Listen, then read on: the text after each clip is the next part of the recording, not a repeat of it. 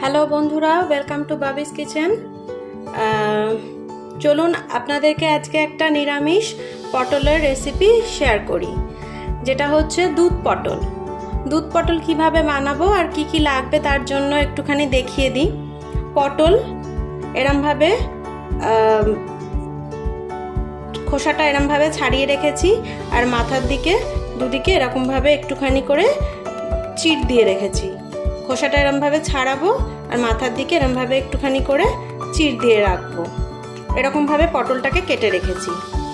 আর ফোড়নে দেওয়ার জন্য লাগছে তেজপাতা, গোটা জিরে, শুকনো লঙ্কা আর গোটা এলাচ। 2-3টে মতো গোটা এলাচ নিয়েছি। আমার যেটুকুনি পটল সেই পরিমাণ অনুযায়ী আমি ফোড়নের মশলাটা নিয়েছি। আর এর জন্য একটা বাটা মশলা লাগবে, যেটা হচ্ছে গোটা জিরে 1 চামচ, গোটা ধনে 1 চামচ মতো পোস্ত, কয়েকটা কাজু বাদাম, 1 ইঞ্চি মতো আদা আর 3 থেকে 4টে কাঁচা লঙ্কা। আমি বেশি ঝাল করব না, এই রেসিপিটা একটু মিষ্টি মিষ্টি হয়, নিরামিষ রেসিপি একটু মিষ্টির দিকেই হবে, তো বেশি ঝাল আমি করব না, সেই জন্য আমি বেশি কাঁচা লঙ্কা নিইনি। আর এর জন্য যেহেতু দুধ পটল নাম, সেজন্য 1 কাপ মতো দুধ লাগবে। যেরকম পটলের পরিমাণ থাকবে সেই রকম অনুযায়ী সব মশলা বা দুধের পরিমাণটা হবে। তো চলুন বন্ধুরা রান্নাটা শুরু করি।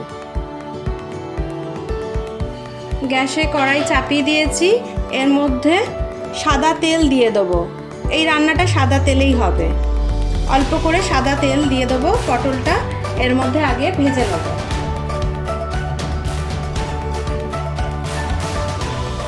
নুন হলুদ দিয়ে পটলটা আগে আমরা ভেজে নেব। পটল কটা দিয়ে দিলাম।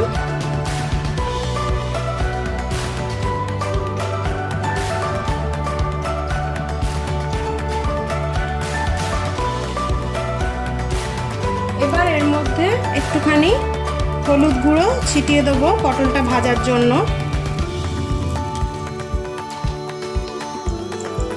আর পটলের পরিমাণ অনুযায়ী অল্প করে নুন দিয়ে দেবো।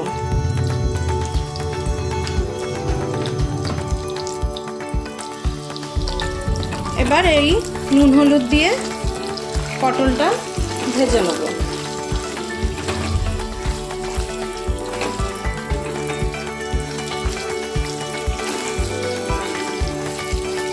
যতক্ষণে পটলটা ভাজা হচ্ছে ততক্ষণ চলুন আমরা মশলাটা বেটে নিই। যে গোটা মশলাগুলো রেখেছি সেটা ভেজে নিই।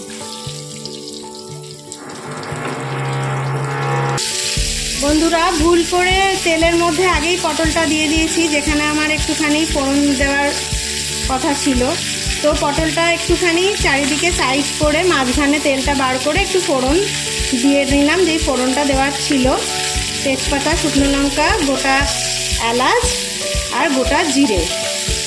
এরকম তো আমাদের হামেশাই হয়ে থাকে, রান্না করতে করতে তাড়াহুড়োর মধ্যে আমরা ভুলে যাই, সেটা আবার পরে ম্যানেজ করতে হয়। তাই আমি পটলগুলো একটু সাইড করে নিয়ে মাঝখানে ফোড়নটা একটু দিয়ে দিলাম। গোটা এলাচ, গোটা জিরে, 2টো শুকনো লঙ্কা আর তেজপাতা দিয়ে এবার ফোড়নটা একটুখানি হয়ে গেলে এবার পটলটা আস্তে আস্তে ওটার সাথেই হালকা করে ভাজতে থাকবো। হালকা করে ভাজতে থাকবো, পটলটা ভেজে নেবো। তার মধ্যেখানে মশলাটা চলুন বানিয়ে নিই।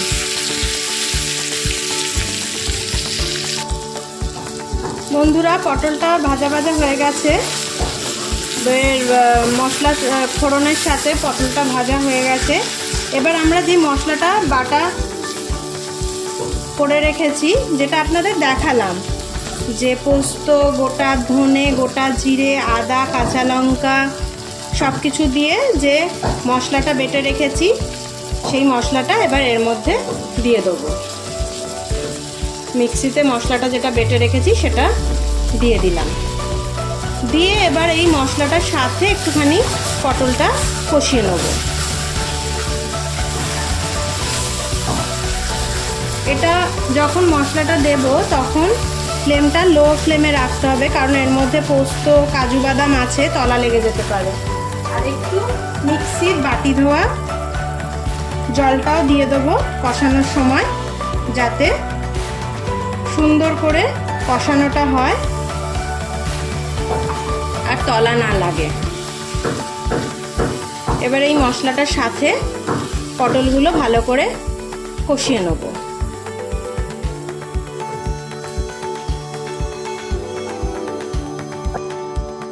মশলাটা দিয়ে এবার কষা কষা মাখা মাখা মতো হয়ে গেছে। এবার এই সময় আমি একটুখানি পরিমাণ মতো নুন দেব, মানে তরকারি পরিমাণ মতো নুনটা দেব, কারণ পটল ভাজার সময় শুধু পটল ভাজার মতো নুনটা দিয়েছিলাম, এখন আরেকটু নুনটা দিয়ে দেবো তরকারিতে যতটা যা লাগবে।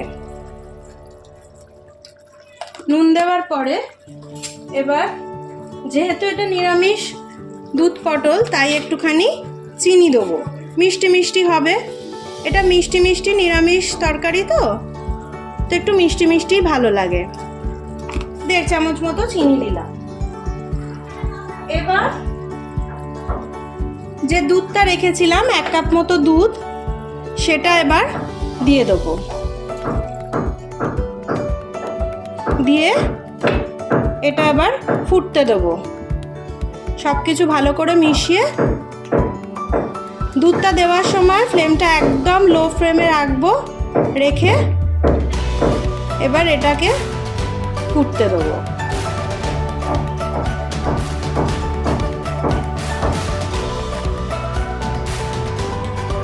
দেখুন পটলগুলো সুন্দর ফুটে গেছে, আর পটলগুলো ভাজার সময় মোটামুটি সেদ্ধ হয়ে গেছিল। তারপরে এতক্ষণ দুধের মধ্যে একটু ফুটলো, তো দুধ পটল রেডি হয়ে গেছে। এবার নামাবার আগে আমি একটুখানি ঘি দেবো। নিরামিষ তরকারিতে তো একটু ঘি দিতেই লাগে বন্ধুরা, তাই আমি একটুখানি 1/2 চামচ মতো ঘি দেবো। 1/2 চামচ মতো একটুখানি ঘি দিয়ে নিলাম নামাবার আগে। এটা আপনারা গা মাখা মাখাও করতে পারেন বা একটু ঝোলঝোলও রাখতে পারেন। গরমের দিনে একটু ঝোলঝোল রাখলে ভালোই লাগবে খেতে।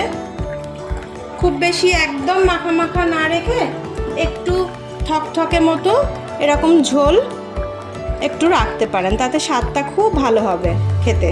ভাতের সাথে মেখে খেতে বা রুটি দিয়ে খেতে, যেটা দিয়ে খুশি আপনারা এটা খেতে পারেন। চলুন, রান্নাটা হয়ে গেছে, এবার আমরা পরিবেশন করে নিই। দেখুন বন্ধুরা কি সুন্দর তৈরি হয়েছে দুধ পটল। আমি একটু ঝোলঝোল রেখেছি, একটু মাখা মাখা গা মাখা মাখা ঝোলঝোল রেখেছি, যাতে ভাত রুটি দুটোর সাথেই খাওয়া যেতে পারে। আপনাদের ঝোলটা আপনাদের পছন্দ মতো নামাবেন।